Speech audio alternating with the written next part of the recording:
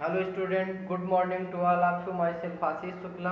मैं आप सबको कक्षा 9 विषय मैथ एक्सरसाइज 1.1 प्रश्नावली 1.1 के सवालों को बताने जा रहे हैं। तो आइए देख लेते हैं क्वेश्चनों को। तो फर्स्ट क्वेश्चन आपका कहता है, इसका इंट्रोडक्शन तो हम नेक्स्ट वीडियो में दे चुके हैं, इसके पहले वाले वीडियो में। और आइए आज एक्सरसाइज में देखते हैं। तो एक्सरसाइज में पहला क्वेश्चन आपका कहता है, क्या शून्य एक परिमेय संख्या है?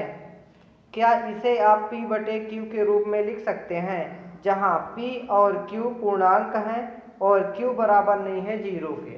ठीक, तो क्या लिखेंगे? आइए देखते हैं, सॉल्व करते हैं। तो क्या लिखेंगे? लिखेंगे शून्य एक परिमेय संख्या है। शून्य एक क्या है? परिमेय संख्या है।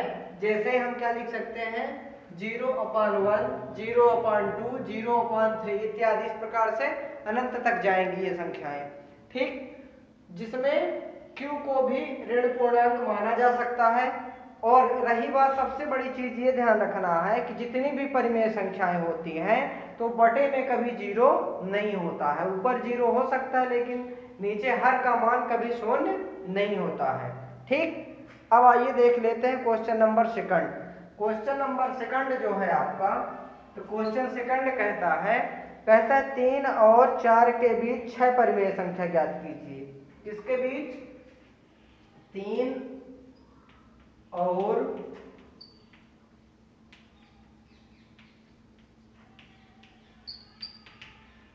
और 4 के बीच कितनी परिमेय संख्या ज्ञात करना है? 6 परिमेय संख्या ज्ञात करनी है। ठीक, तो इसे हम सॉल्व करेंगे। ठीक, क्वेश्चन पूरा नहीं लिख रहे हैं, कोई मतलब नहीं बता दिए कि 3 और 4 के बीच आपको 6 परिमेय संख्या ज्ञात करनी है। ठीक, तो सॉल्व करेंगे तो क्या लिखेंगे? माना कि वे परिमेय संख्या p बटे q है। हम क्या मान लेते हैं? माना कि वह परिमेय संख्या क्या है? p बटे q। ठीक, ये लिख देंगे, है ना। क्या लिखेंगे कि माना कि वो परिमेय संख्या p बटे q है। ठीक, अब इसी रूप में चूंकि परिमेय संख्या हमेशा बटे के रूप में होती है। ठीक, तो अब हम ध्यान दे लेते हैं। तो क्या लिखेंगे? इसके लिए एक फार्मूला होता है। फार्मूला क्या होता है? कोई भी परिमेय संख्या आपको निकालना है तो फार्मूला होता है n+1। ये फार्मूला आप याद कर लेंगे। ठीक, तो कितनी परिमेय संख्या याद करनी है? लिखेंगे जहां n बराबर कितनी परिमेय संख्या ज्ञात करनी है? 6 परिमेय संख्या ज्ञात करनी है। कितनी ज्ञात करनी है? 6। तो यहाँ 6 लिखेंगे और +1, क्योंकि फार्मूला हमारा क्या है? n+1। तो यहाँ अभी 6 लिख दीजिए, फिर नीचे लिखेंगे 6 + 1 = 7। कितना आ गया? 7। अब हम क्या करेंगे? फार्मूला आपका क्या है? ये है फार्मूला। n के जगह में आप ऐसा मान रखेंगे, जितनी परिमेय संख्या पूछेगा वही मान किसके जगह में रखेंगे? n। जैसे 6 पूछ रहा है तो 6 कहाँ रखेंगे? n के जगह में 1 जोड़ देंगे तो क्या आ जाएगा? 7। अब क्या करेंगे कि दोनों संख्या लेंगे 3, तो 3 में क्या करेंगे? गुणा कर देंगे। 3 में क्या करेंगे? गुणा कर देंगे, यानी 6 बटे 6, ऊपर नीचे दोनों में गुणा होता है तो क्या हो जाएगा? 3 छंग 18, 18 बटे 6। फिर दूसरी के किससे पूछा है? 4, तो 4 क्या करेंगे? 4 गुणे 6 बटे 6, अंश और हर दोनों में। ठीक, 1 मिनट रुकिएगा, 6 नहीं लिखेंगे, क्या लिखेंगे? 7 लिखेंगे, है ना, क्योंकि हमारा मान कितना आया है? 7 आया है। तो क्या हो जाएगा? 7 × 21, 21 बटे क्या हो जाएगा? 7, और दूसरा क्या हो जाएगा? 7 बटे 7 बराबर 7 × 28 बटे 7। अब तो देखिए, हर क्या है? समान है। हर यहाँ पर क्या है? समान। अब हमको लिखना किसके किसके बीच की संख्या है? 21 से लेकर 28 के बीच लिखना है। ठीक, तो लिखेंगे अतः वे परिमेय संख्या, अतः वे परिमेय संख्याएं कौन कौन सी हैं? क्या हो जाएगी? 22/7, 23/7, 24/7, 25/7, 26/7, 27/7। कितनी परिमेय संख्या पूछा था? 6 परिमेय संख्या पूछा था, ठीक है ना। ये जो आपका सॉल्व करते हैं, ये जो मान आता है 7, है ना, तो इसको क्या करते हैं, ऊपर और नीचे दोनों में क्या करते हैं, 7 का गुणा कर देते हैं, ठीक। तो ये आपकी क्या आ जाएंगी परिमेय संख्या, 1 2 3 4 5 6। ये रही आपकी 3 और 4 के बीच 6 परिमेय संख्याएं, ठीक। लिखेंगे अतः वे परिमेय संख्याएं किसके किसके बीच, 3 और 4 के बीच 6 परिमेय संख्याएं कौन कौन सी होंगी? 22/7, 23/7, 24/7, 25/7, 26/7, 27/7। अर्थात इस प्रकार से ये क्वेश्चन आप सॉल्व कर लेंगे, ठीक। अब आइए देखते हैं क्वेश्चन नंबर नेक्स्ट।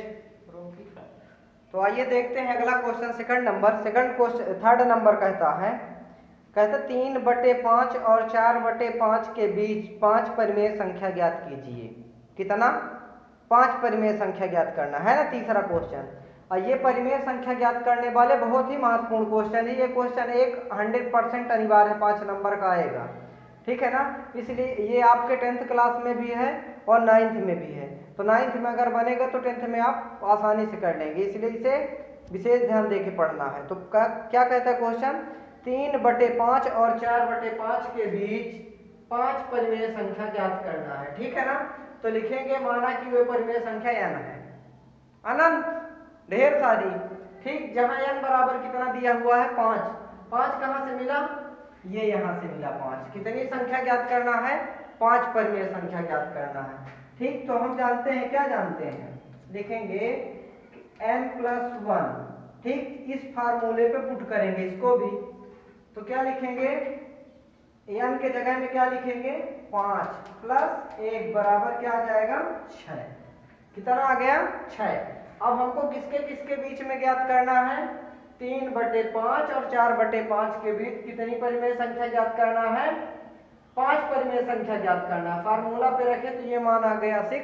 अब इसका गुणा कर देंगे, ठीक। तो पहला लेते हैं, फर्स्ट टर्म जो दिया है 3/5 गुणे 6/6 बराबर क्या आ जाएगा? 6 त्रिक 18, 6 पंचा 30। एक मान ये आपको प्राप्त है।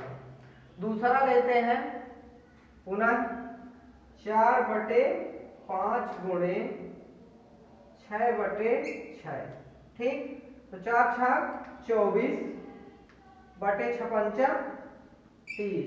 अब हम क्या करेंगे, 18 और 24 के बीच, 18 और 24 के बीच की 5 परिमेय संख्या लिख देंगे। तो यहाँ क्या लिखते हैं, अतः 4/3, 3/5 है ना, क्या दिया है?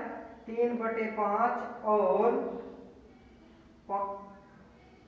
4/5 के बीच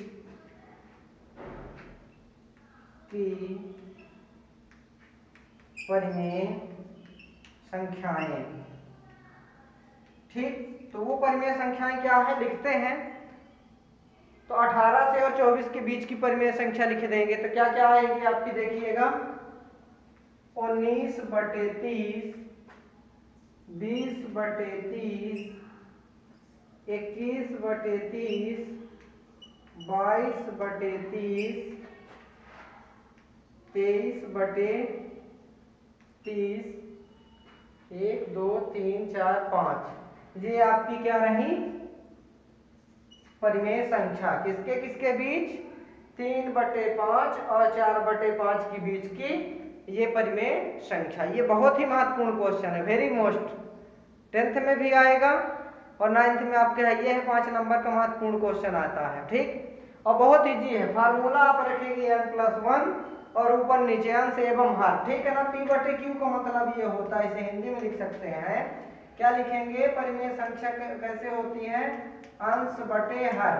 तो अंश में भी ऊपर और नीचे दोनों में जो हमारा n+1 मान रखते हैं उसके बाद जो संख्या आती है उसका हम क्या करते हैं, ऊपर नीचे गुणा कर देते हैं और फिर जो संख्या प्राप्त होती है उसी के बीच की परिमेय संख्याएं लिख देते हैं। ठीक, ये तीसरा क्वेश्चन समाप्त। चौथा क्वेश्चन क्या दिया हुआ है? चौथा क्वेश्चन कहता है कि नीचे दिए गए कथन को सत्यासत्य बताइए।